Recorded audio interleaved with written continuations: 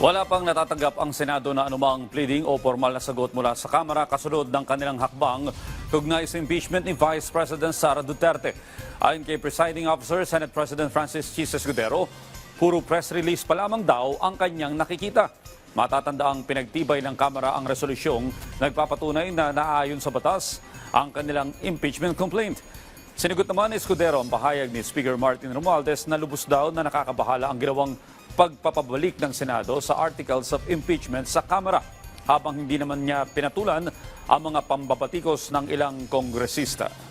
Yan ang pasa ng impeachment court. Bilang mga taga-usig, dapat nilang galangin at sundin yun. Papareho din sa parte ni VP Sara, dapat galangin at sundin din niya yung summons na iniso ng impeachment court. Hindi tulad ng Kamara na panay ang pintas sa Senado, hindi ko galing pintasan ang kanilang ginagawa. Hindi naman dahil opinion ng isang congressman o dalawang congressman o tatlo o isang senador, dalawa o tatlo na unconstitutional ito, ay automatic magiging unconstitutional yun. Korte lamang ang makapagsasabi.